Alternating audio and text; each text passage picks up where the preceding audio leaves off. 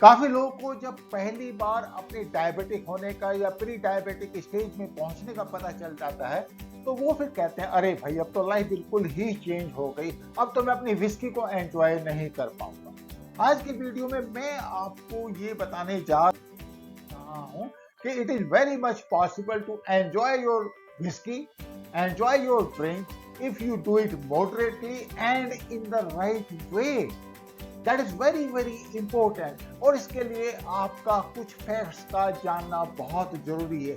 Selection of right drink, selection of right quantity, selection of right snacks, ये सब factor of course timing के साथ ये सब फैक्टर अपने आप में बहुत इंपॉर्टेंट बन जाते हैं आपके शुगर मैनेजमेंट के लिए और लाइफ को एंजॉय करने के लिए, अपनी विस्की को एंजॉय करने के लिए। और इसमें जो सबसे बड़ा फैक्टर है वो ये आता है कि आपको जब आप विस्की ले रहे हैं, और of course you have to take it with water, you can not have it with any sugary addition.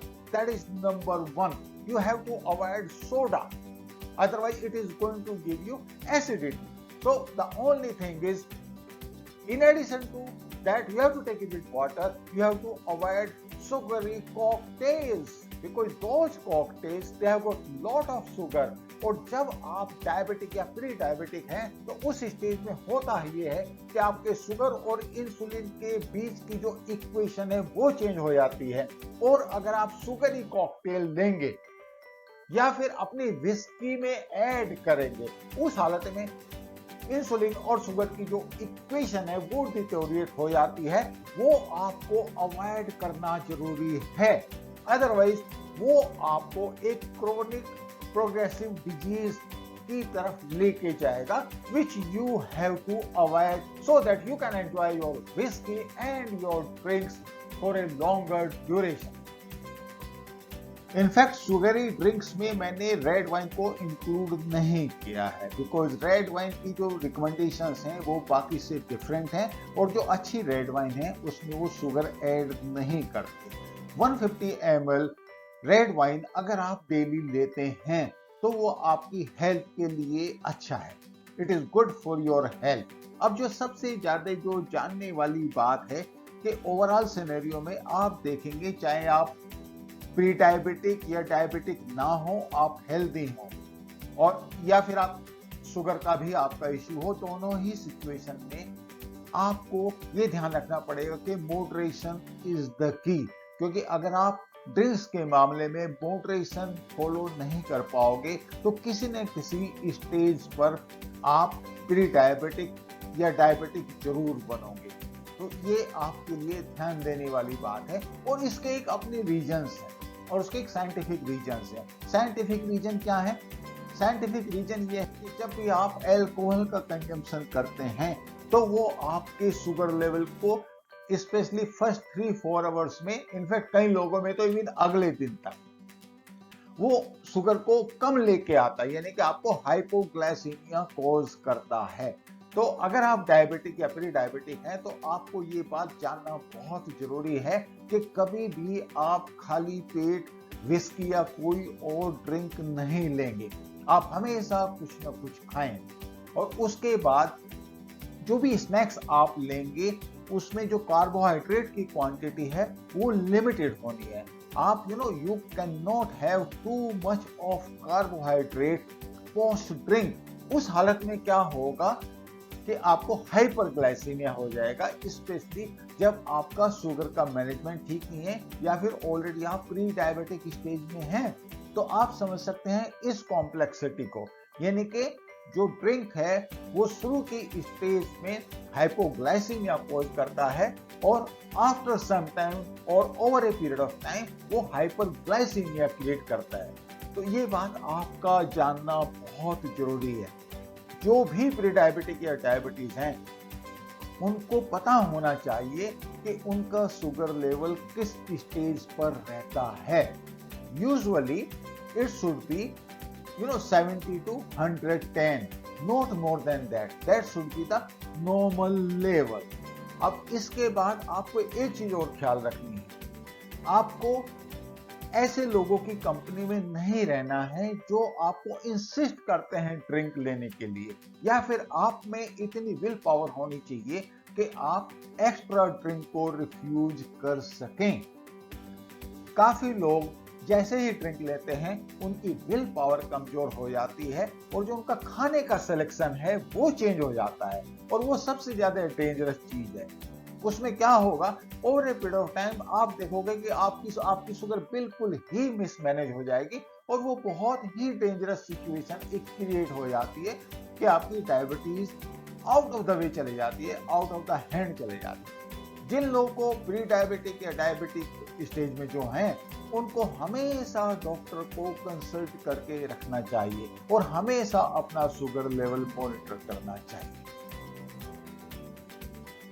तो सबसे बड़ा क्वेश्चन तो आपके सामने ये आता है कि after all how much can I consume in case if I am pre diabetic और डायबिटिक। तो अमेरिकन डायबिटिक एसोसिएशन की जो रिकमेंडेशन है स्पेशली फॉर यूएस सिटीजन्स, वो कहते हैं कि ladies they can have 45 ml of hard drink per day safely without any issue, and as far the gentleman is concern they can have 90 ml, that is 3 ounce per day.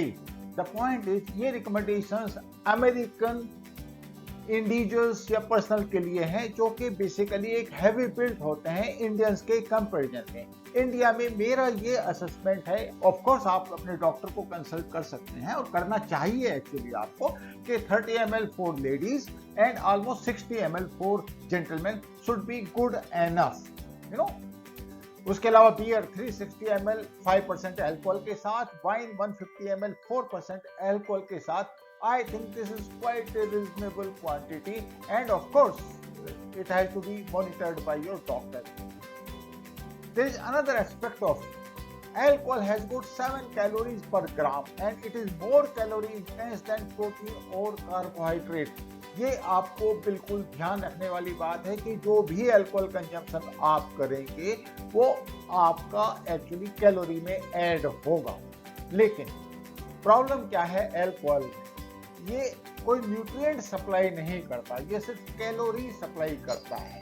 तो आप alcohol को खाने से replace नहीं कर सकते, खाने को आप अल्कोहल से रिप्लेस नहीं कर सकते, क्योंकि काफी लोग ये गलती करते हैं कि वो इंटरचेंजेबिलिटी लाना चाहते हैं, which is not correct, because alcohol में कोई न्यूट्रिएंट नहीं होता। अब आप देखिए, जहां तक जिन, वोडका, विस्की, रम, इन चारों को एक एक कैटेगरी में रखा गया है to decide how much you can really have, because हर एक में ऑलमोस्ट 40% अल्कोहल होता है। इसके अलावा आपको हमेशा ध्यान रखना चाहिए कि जिन लोगों के साथ आप ड्रिंक कर रहे हैं उनका एज प्रोफाइल क्या है, फिटनेस लेवल क्या है और आपका क्या है। You have to be very very careful as far as that particular aspect is concern. अब सबसे इंपॉर्टेंट बात, अगर आप वेट ट्रेनिंग करते हैं या आप वेट लूज करना चाहते हैं तो दोनों ही सिचुएशन में आपको अल्कोहल को अवॉइड करना पड़ेगा। और उसका एक रीजन है, क्योंकि जब भी आप अल्कोहल का कंजम्पशन करेंगे आपकी भूख बढ़ जाएगी, भूख बढ़ते ही आपकी विल पावर भी चली जाएगी, आपका खाने का सिलेक्शन भी चला जाएगा। अगर आपको 500 ग्राम खाना है तो आप 700 ग्राम खाएंगे, तो ऑब्वियसली आपकी पूरी प्लानिंग चली जाएगी।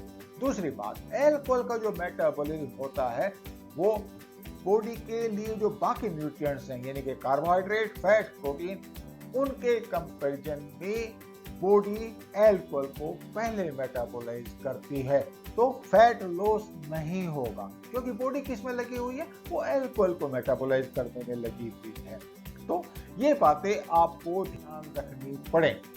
अब बाय एनी चांस अगर आप डायबिटिक और प्री डायबिटिक हैं, तो उस हालत में डेफिनेटली मैं ये रिकमेंड करूंगा कि, और कोई भी डॉक्टर ये आपको रिकमेंड करेगा कि आप अपना जो शुगर लेवल है उसको ढंग से मॉनिटर करें, डॉक्यूमेंट करें। That will help you, specially by any chance you are going to a social gathering या ऐसी कोई ओकेजन है जहां पे आपको ड्रिंक करना पड़ सकता है, कॉर्पोरेट फंक्शंस भी हो सकते हैं, तो उस हालत में ये बहुत जरूरी है कि आप अपनी शुगर को कंटिन्यूअसली मॉनिटर।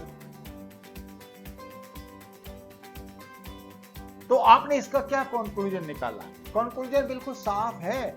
अगर आप प्री डायबिटिक या डायबिटिक हैं तो भी दोनों ही सिचुएशंस में आप ये एंश्योर कर सकते हैं कि आप सही ड्रिंक लें, सही क्वांटिटी में लें, शुगरी ड्रिंक्स को अवॉइड करें, स्नैक्स का केयरफुली सिलेक्शन करें। उस हालत में आप देखेंगे कि आप नॉट ओनली हाइपोग्लाइसीमिया या हाइपरग्लाइसीमिया को अवॉइड कर पाएंगे, आप एक लंबी जिंदगी जिएंगे, आप सोशली मोर एक्सेप्टेबल होंगे, आप एक हेल्दी लाइफ की तरफ रहेंगे जहां पे आप अपनी ड्रिंक्स को एंजॉय भी करेंगे और अपनी लाइफ को ढंग से बैलेंस भी कर पाएंगे। Thank you so much for watching. I will see you in next video.